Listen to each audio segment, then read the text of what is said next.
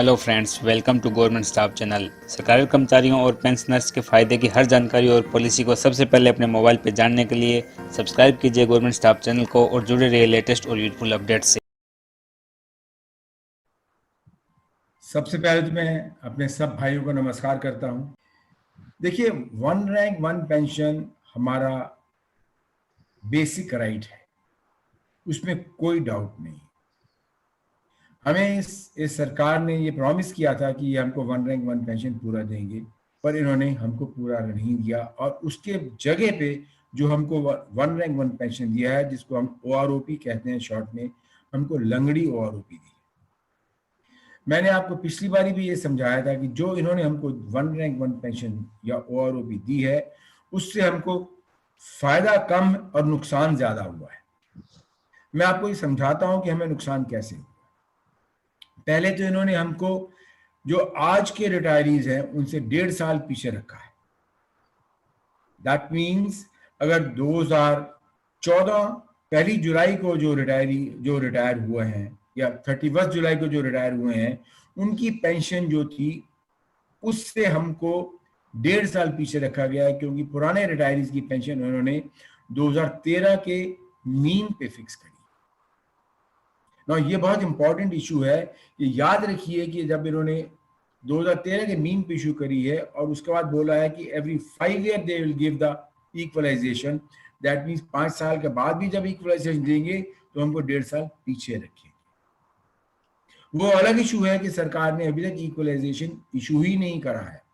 ये सरकार की, आप इससे अंदाजा लगा सकते हैं कि सरकार की इसमें क्या नियत है कि उन्होंने 2019 जुलाई पहली जुलाई को इक्वलाइजेशन इशू करना था, आज 2021 हो गया है, लेकिन इक्वलाइजेशन नहीं किया गया है। This only shows that people sitting in the government are not true to their word. I will not say that they are cheating armed forces, but I can only say is that they are not true to their word. दूसरी चीज, 5 साल की equalisation में हमको ये नुकसान है कि आप ये देखिए, जब 7वां पे वेतन दिया गया था उसमें ये रूल था कि जिसकी भी पेंशन या पे 31 दिसंबर 2015 पे जो आपकी पे पेंशन होगी उसको 2.57 से मल्टीप्लाई किया जाएगा। हमारी पेंशन 2013 के मीन पे रखी गई, उसको 2015 पे नहीं लाया गया, तो हमको 7वां पे वेतन भी इस हिसाब से पूरा नहीं दिया गया है। याद रखिए। अब आप ये सोचिए कि जब 8वां पे वेतन आएगा तो उसमें भी ये हमको 2024 में जब आएगा, 26 में जब 8वां पे वेतन आएगा तो ये हमको फिर 2013 पे 2023 पे रखेंगे। तो आप ये सोचिए कि ये 5 साल का रूल लगाने के कारण इन्होंने हमको सारी जिंदगी के लिए हमारी जो पेंशन है 1.5 साल पीछे रखी। हमारी फाइट ये है, इसीलिए हमारी जो पिटीशन है उसमें ये लिखा गया है कि हमको 5 ईयर रिव्यू एक्सेप्टेबल नहीं है, हमको एवरी ईयर रिव्यू चाहिए। जो 5 ईयर रिव्यू से हमको परपीचुअल लॉस है, नंबर 1। नंबर 2, जो 20 तारीख को हमारा जो हियरिंग हुई है, आपको याद होना चाहिए कि लास्ट हियरिंग जो सीरियस हियरिंग हुई थी वो थी 1 मई 2019 को, जिसमें ऑनरेबल सुप्रीम कोर्ट कि जस्टिस ने सरकार को ये आदेश दिया था, ये डायरेक्शन दिया था कि आप पिटिशनर से बात करें और जो 3 उनकी मेन मुद्दे हैं जो मैंने अभी आपको समझाए हैं, इनके ऊपर बात करके इनका सोल्यूशन निकाला जाए। अगर आप नहीं निकालेंगे तो सुप्रीम कोर्ट को निकालना पड़ेगा। उसके बावजूद हम 1 जुलाई 2019 को रक्षा मंत्री श्री राजनाथ सिंह जी से मिले और उनको हमने ये सारी बात समझाई। उन्होंने कहा हमको कि वो वापस हमको बुलाएंगे और उन्होंने आज तक हमको नहीं बुलाया। उसके बाद हम कम से कम उनको 20 पत्र लिख चुके हैं कि आप हमें बुलाइए, आप हमें बताइए कि आपने उसके ऊपर क्या फैसला किया, लेकिन उन्होंने कोई जवाब नहीं दिया, ना ही हमें बुलाया। इससे फिर साफ होता है कि सरकार की क्या मंशा है। सरकार की मंशा है कि वो हमको नहीं देना चाहते। सरकार की मंशा है कि वो अपना वायदा पूरा नहीं करना चाहते। सरकार की मंशा ये है कि वो फौज का ध्यान नहीं रखना चाहते। याद रखिए, अगर आप वेटरन का ध्यान नहीं रखेंगे तो फौजी का भी ध्यान नहीं रख सकते, क्योंकि आज का जो फौजी है कल का वो वेटरन होगा, और वो भी इसी जो हमारा जो दुख है, जो हमारी तकलीफ है, वो भी उसको भुगतनी पड़ेगी। तो हमारी रिक्वेस्ट सरकार से और आदरणीय ऑनरेबल सुप्रीम कोर्ट से यही रही है कि आप हमको जो हमारा लीगल राइट है वो दीजिए। हम आपसे, सरकार से एक पैसा भी एक्स्ट्रा नहीं चाहते।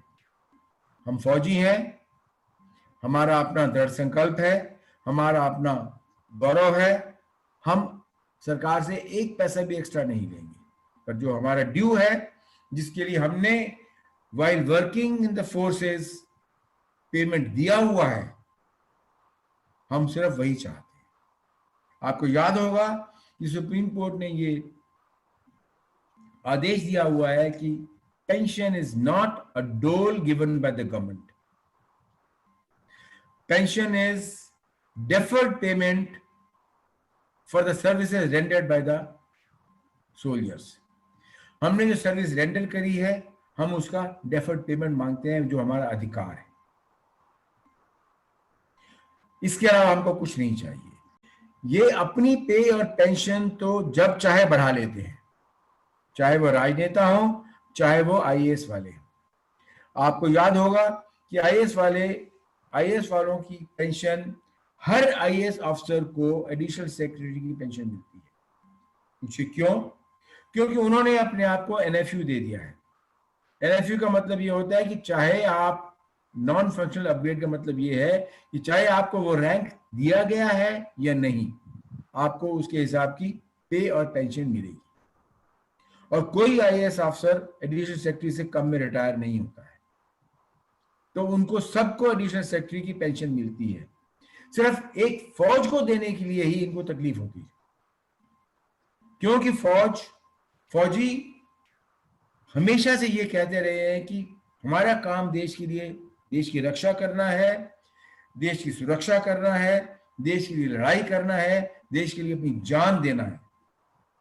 हम इसके लिए पेमेंट या पेंशन नहीं मांगेंगे, हम इसके लिए लड़ाई नहीं करेंगे। इसी कारण से पिछले 60 साल के अंदर आप देखेंगे कि आपकी पेंशन, फौजियों की पेंशन कम होती रही है और सिविलियन की पेंशन बढ़ती रही है।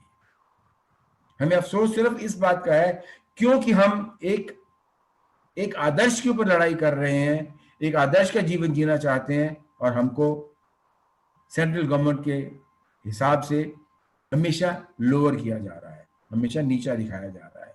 इस बात का हमें बहुत अफसोस है। इसी बात के ऊपर हमने ये एजिटेशन शुरू करा था कि ये अब नहीं चलेगा, ये अब नहीं चलेगा, हमको हमारा अधिकार चाहिए। क्योंकि जो फौजी यूनिफॉर्म में है वो तो लड़ाई कर नहीं सकता। जो फौजी जो देश के लिए अपनी जान देता है, देश के लिए अपनी जान कुर्बान करता है, जो अपने परिवार की भी सुरक्षा कुर्बान करता है, उसके लिए इस देश में ध्यान रखने वाला कोई नहीं। हमको याद रखिए, आपने 2013 की रेवाड़ी की रैली का जिक्र किया है। उस रैली के अंदर 3.5 लाख फौजी जवान थे, 300 जनरल थे, और मनोनीत प्रधानमंत्री श्री नरेंद्र मोदी जी ने सबके सामने ये वायदा किया था कि वो 1 रैंक 1 पेंशन फौजियों को देंगे। सत्ता में आने के बाद वो भी साधारण पॉलिटिशियंस की तरह इस बात को भूल गए। वो आरोपी का कहीं नामो निशान नहीं आया, ना तो राजनाथ सिंह जी ने किया, ना मोदी जी ने किया। उस वक्त के रक्षा मंत्री अरुण जेटली जी से जाके हम मिले, हमारा डेलीगेशन जाके मिला कि आपने हमको 1 रैंक 1 पेंशन देने का वायदा किया था, उसको पूरा करने में कितना समय लगेगा। उन्होंने बोला जी 1 रैंक 1 पेंशन जो वायदा किया गया था वो मेरी परिभाषा नहीं है, हम वो परिभाषा नहीं दे सकते आप। मेरी परिभाषा वन रैंक वन पेंशन की अलग है। मैंने कहा जी हम लोगों ने, डेलीगेशन ने बोला कि हमें आपकी परिभाषा एक्सेप्टेबल नहीं है, और हम वॉकआउट कर गए उस मीटिंग से। मुझे याद है ये वो तारीख 10 जुलाई 2014, and we walked out and we waited for 1 year. 15 जून को हमने जंतर मंतर के ऊपर आंदोलन शुरू किया था। उस आंदोलन वन रैंक वन पेंशन के लिए शुरू किया था। उस आंदोलन के दबाव में आके सरकार को one rank one pension issue करनी पड़ी। वो तो अभी इससे भी कम देना चाहते थे लेकिन हमारे दबाव में आके उन्होंने जो दी वो लंगड़ी वो आरोपी थी, हमें एक्सेप्टेबल नहीं है।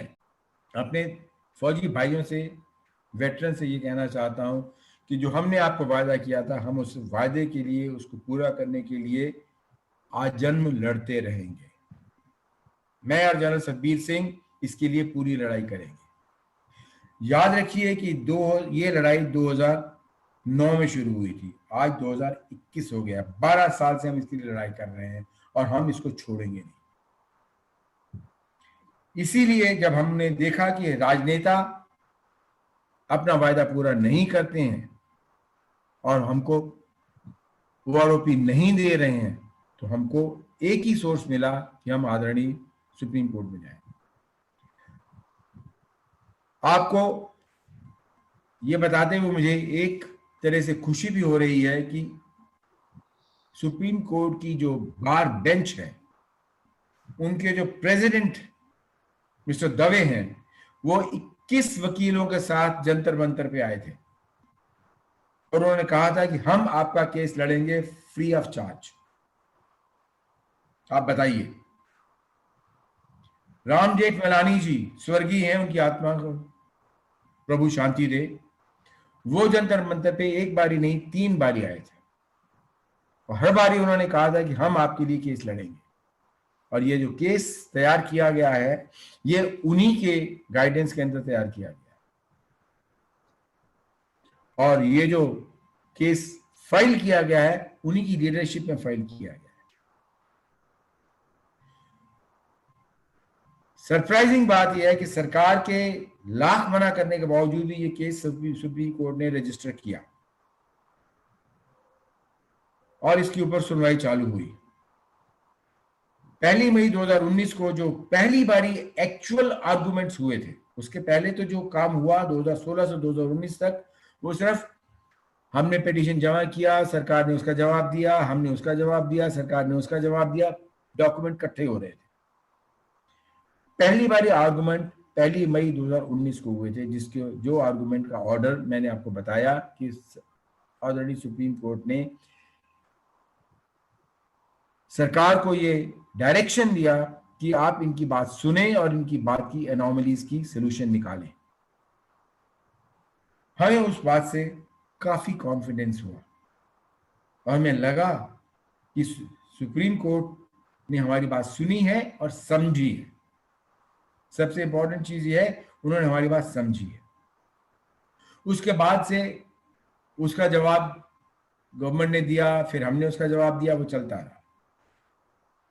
अब सवाल ये है कि पिछले कम से कम 6 या 7 तारीखें पड़ी हैं, बीच में कोरोना आ गया। कोरोना के कारण 22 मार्च 2020 को हमारी डेट थी जिसमें कोरोना शुरू हो गया। उसके बाद से डेट्स लगती रहीं, कोरोना के कारण नहीं हो पाया। जितनी बारी भी हमारा इशू सुप्रीम कोर्ट के सामने आया, जज साहब ने ये रियलाइज किया कि इस इशू के ऊपर उनको डिस्कशन करने के लिए कम से कम 2 या 3 घंटे चाहिए। अब आप जानते हैं कि सुप्रीम कोर्ट के ऊपर कितना प्रेशर है, उनके ऊपर कितने केसेस हैं। हमारा नंबर हमेशा, आप याद रखिए कि जब लिस्ट बनती है तो उसमें पहले जितने भी नए केस एडमिशन वाले होते हैं, सबसे पहले उनको रखना पड़ता है। उसके बाद हमारा केस नंबर 2 या 3 पे ही हुआ करता था। ऑन पेपर तो वो 13, 14, 20, 21 पे होता है, पर पहले 19, 20, 13, 14, 12, 13, 14 केस फ्रेश एडमिशन वाले होते हैं जो उनको सुनने ही पड़ते हैं। उसके बाद नंबर आता है एक्चुअल डिस्कशन का। तब तक अनफॉर्चुनेटली जितनी बारी भी हुआ, हमारा जब तक नंबर आया तब तक समय बहुत कम रह गया। और जज साहब ने ये कहा कि इस केस को मैं ध्यान से सुनना चाहता हूं, पूरे तसल्ली से सुनना चाहता हूं, मैं इसको जल्दी में नहीं सुनना चाहता। और हमें पूरा विश्वास है कि अगर जज साहब बोल रहे हैं कि वो पूरे टाइम के साथ सुनना चाहते हैं, पूरी तसल्ली के साथ सुनना चाहते हैं, तो इसके ऊपर वो पूरा न्याय करेंगे, क्योंकि आखिरी आखिरी दरवाजा है हमारे लिए ऑनरेबल सुप्रीम कोर्ट। और मैं आपको ये बताना चाहता हूं कि इस इशू के ऊपर, इसमें जो 3-4 इश्यूज हैं, उन सब के ऊपर सुप्रीम कोर्ट के पुराने जजमेंट ऑलरेडी हैं। मैं आपको वो इशू दोबारा गिनवाना चाहता हूं। सबसे पहला इशू ये है, सुप्रीम कोर्ट ने बोला है डीएस नाकरा साहब के केस में कि सरकार एक ग्रुप के अंदर दूसरा ग्रुप नहीं बना सकती। एक जो ग्रुप है, जो हमारे केस के अंदर पुराने पेंशनधारी, दैट मीन वेटरन्स जो हैं, वो एक ग्रुप है, उनके अंदर 2 या 3 ग्रुप नहीं बनाए जा सकते डेट ऑफ रिटायरमेंट के हिसाब से। सुप्रीम कोर्ट का ये रूलिंग है कि एक ग्रुप के अंदर एक जैसे रूल अप्लाई होने चाहिए, उसमें आप 2 ग्रुप नहीं बना सकते। सरकार ने क्या किया है, एक ग्रुप बना दिया है 2014 से पहले रिटायरीज का, एक ग्रुप बना दिया 2014 के बाद के रिटायरीज का। ये एक्सेप्टेबल नहीं है, ये ऑलरेडी सुप्रीम कोर्ट के पुराने जजमेंट के अगेंस्ट है। दूसरा, एसपीएस वेन्स के केस के अंदर ऑलरेडी सुप्रीम कोर्ट ने ये आदेश जारी किया है कि एक सीनियर वेटरन को जूनियर वेटरन से कम पेंशन नहीं मिलनी चाहिए, और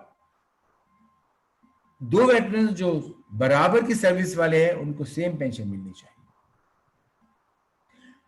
अब सरकार क्या कर रही है, 2 ग्रुप बनाने के कारण सरकार ने क्या किया है कि जो 2016 के बाद का जो रिटायरी हैं, जो जूनियर रैंक में रिटायर हुए हैं, उनकी पेंशन जो 2014 के पहले के रिटायरी हैं, उनके सीनियर रैंक से ज्यादा मिल रही है। ये भी दूसरी अनोमली है। तीसरी अनोमली है कि जो पेंशन कम मिल रही है वो 5 साल तक कम मिलती रहेगी। ये तीसरी अनोमली। ये तीनों अनोमलीज के ऊपर सुप्रीम कोर्ट के पुराने जजमेंट हैं, इसलिए हमें पूरा विश्वास है कि सुप्रीम कोर्ट अपने जजमेंट्स का ध्यान रखेगी, उनके ऊपर न्याय करेगी और उसी हिसाब से ओआरओपी के ऊपर जजमेंट देगी। ये हमें पूरा विश्वास है। और मैं आपके माध्यम से अपने सारे फौजी भाइयों को ये विश्वास दिलाना चाहता हूं कि हमको पूरा विश्वास है कि हमारे साथ न्याय होगा और हमको पूरी 1 रैंक 1 पेंशन मिलेगी।